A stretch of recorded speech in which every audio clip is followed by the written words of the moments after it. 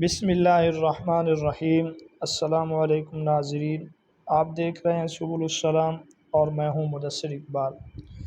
اصطلاحات حدیث کے متعلق اس سے پہلے ہمارے 2 لیکچر ہو چکے ہیں۔ آج بھی چند مزید اصطلاحات آپ کے سامنے پیش کروں گا۔ چنانچہ مدلس باب تفعیل سے اسم مفعول کا صیغہ ہے۔ اس کا معنی ہے سامان کے عیب کو خریدار سے پوشیدہ رکھنا۔ ثلاثی مجرد میں اس کا معنی ہے اندھیرا یا اندھیروں کا خلط ملط ہو جانا۔ مدلس لام کے زیر کے ساتھ اسم فاعل کا صیغہ ہے۔ اس شخص کو کہتے ہیں جو اپنے شیخ کے واسطے کو حذف کر کے شیخ کے شیخ سے، یعنی استاد کو حذف کر کے استاد کے استاد سے اس طرح روایت کرے کہ سننے کا احتمال ہو، یہ احتمال ہو گویا کہ اس بندے کا اس بندے سے ملاقات ثابت ہے۔ یہ تو مدلس ہے۔ تدلیس کہتے ہیں راوی کا اپنے شیخ و شیخ کو حذف کر دینا اور اوپر کے کسی راوی کو اس طرح بیان کرنا اور ظاہری اسناد کو اس طرح تحسین کے ساتھ پیش کرنا جس سے یہ لگے کہ سند متصل ہے اور اس میں کوئی سقوط اور حذف راوی نہیں ہوا ہے۔ اس تمام پراسس کو تدلیس کہتے ہیں۔ ایسا کرنے والے کو مدلس کہتے ہیں اور اس کو تدلیس کہتے ہیں، تمام کو کرنے والے کو مدلس کہتے ہیں، اور اصطلاح میں اس تمام کو کہتے ہیں کہ یہ روایت مدلس ہے، یعنی تدلیس شدہ ہے، اس روایت کو مدلس کہیں گے۔ تدلیس کی عام طور پہ 3 قسمیں ہیں، 2 قسمیں بھی بتلائی جاتی ہیں۔ پھر تدلیس تسویہ کو، چونکہ یہ بھی ایک سند ہی کے اندر تدلیس ہے، بعض اس کو شمار کرتے ہیں یا نہیں کرتے۔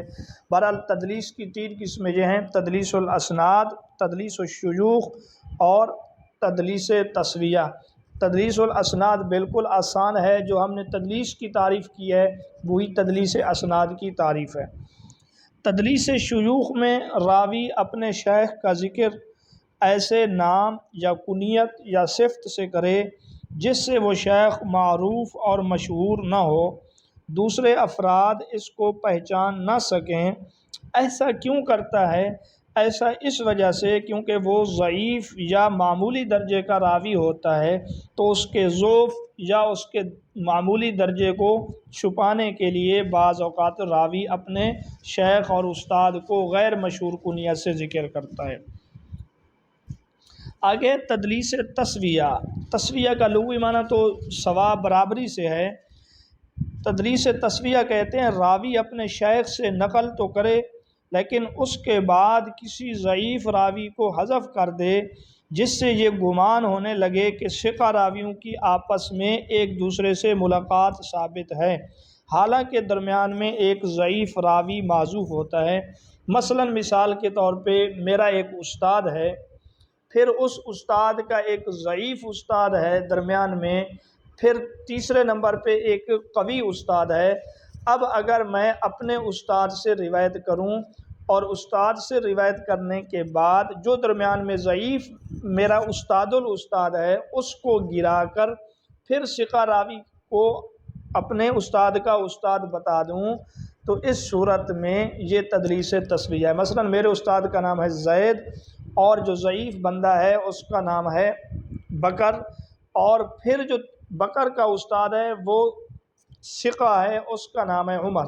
اب اگر میں روایت کرتے ہوئے درمیان سے بکر کو گرا دوں اور یہ ثابت کرنے کی کوشش کروں کہ میرے استاد نے براہ راست یہ بات آگے بکر سے سنی ہے، تو یہ بات تدلیس تسویہ میں ہے، اور یہ تدلیس کی بدترین قسم ہے۔ بقیہ بن ولید اس تدلیس میں مشہور شخص گزرا ہے۔ دوسرے نمبر پہ تدلیس اسناد ہے اور کراہت میں تیسرے نمبر پہ تدلیس شیوخ ہے۔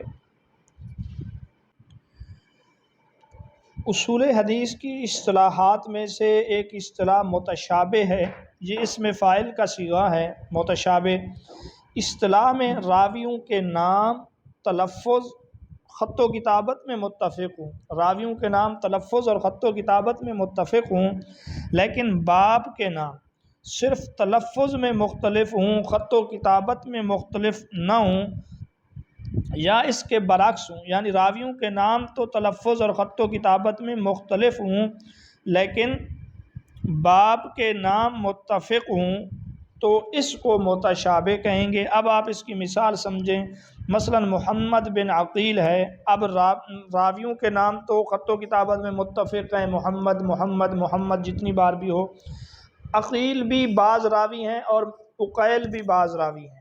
اب یہاں پہ آپ دیکھیں کہ عقیل یا عقیل ہو، یہ خط و کتابت میں بالکل ایک ہی طرح لکھے جاتے ہیں، جب کیونکہ عربی میں تو اصل کے لحاظ سے اعراب نہیں لگائے جاتے، اعراب تو بعد والوں کے لیے ہیں، تو عقیل ہو یا عقیل ہو یہ لکھنے میں ایک ہی طرح ہیں، ہاں پڑھنے میں تلفظ میں مختلف ہیں۔ دوسرے کی مثال کہ راویوں کے نام متفق نہ ہوں، ان کے باپوں کے نام متفق ہوں، جیسے شریح بن نعمان اور سریج یا سریج بن نعمان، تو یہاں ظاہری طور پہ لکھنے میں ان کے والد کے نام تو نعمان ہے، متفق ہیں لکھنے میں بھی پڑھنے میں بھی، لیکن راویوں کے نام یہاں پہ مختلف ہو گئے، شریح یا سریج، شریح یا شریح، تو اس کو اصطلاح میں متشابہ کہا جاتا ہے۔ تو آپ نے متشابہ کی صرف تعریف یاد رکھنی ہے اور ایک ایک مثال یاد رکھیں۔ اصول حدیث کی اصطلاح میں ایک لفظ مہمل بولا جاتا ہے، موضوع اور مہمل علم النحو میں بھی بولے جاتے ہیں۔ یہاں مہمل کا اصطلاحی معنی بتلانا ہے، باب افعال سے اس میں مفعول کا صیغہ ہے۔ راوی دو ایسے شخصوں سے روایت کرے جو اپنے ناموں میں یا اپنے اور باپ دونوں کے ناموں میں متفق ہوں، یعنی راویوں نے دو ایسے شخصوں سے روایت کی ہے کہ ان کے نام اور ان کے باپ کے نام متفق ہیں اور کوئی تمیز کرنے والی نشانی بھی موجود نہیں ہے جس سے پتہ چلے یہ کون ہے یہ کون ہے، تو اس ایسے دو شخصوں کو مہمل کہیں گے۔ اس کا نقصان تب ہوتا ہے جب ان دونوں میں سے ایک راوی ثقہ ہو اور ایک ضعیف ہو، اب نہیں پتہ چلے گا کہ یہاں پہ ضعیف مراد ہے یہاں پہ ثقہ مراد ہے۔ ہاں اگر دونوں ہی ایک نام والے شخص باپ نام والے شخص ثقہ ہوں، اس صورت میں کوئی نقصان نہیں ہے۔ اسی طرح ایک لفظ مبہم بھی بولتے ہیں۔ مبہم اور مہمل میں فرق یہ ہے کہ مہمل میں راوی کا نام مذکور ہوتا ہے لیکن یقین میں التباس ہوتا ہے اس سے مراد شخص کون ہے، جبکہ مبہم روایت میں سند کے اندر راوی کے نام کو ہی مبہم چھوڑ دیا جاتا ہے، اس کا نام ہی مذکور نہیں ہوتا۔ ایک اور اصطلاح ہے سابق اور لاحق۔ ایک شخص سے روایت کرنے میں دو راوی اس طرح مشترک ہوں کہ ان دونوں کی وفات میں بعد اور دوری ہو۔ ایک ہی استاد سے روایت کرنے والے دو راوی ہیں لیکن وفات میں بہت زیادہ بعد اور دوری ہے، تو اس کو پہلے فوت ہونے والے کو سابق اور بعد میں فوت ہونے والے کو لاحق کہتے ہیں۔ اب آپ مثال سے سمجھیں گے، محمد بن سراج رحمۃ اللہ علیہ ایک بزرگ گزرے ہیں، ان سے امام بخاری بھی روایت کرتے ہیں اور امام خفاف رحمۃ اللہ علیہ بھی روایت کرتے ہیں، یعنی امام خفاف اور امام بخاری یہ دونوں محمد بن اسحاق کے شاگرد ہیں۔ اب شیخ سراج 216 ہجری میں پیدا ہوئے اور 313 میں فوت ہو گئے، امام بخاری رحمۃ اللہ علیہ 256 میں فوت ہوئے۔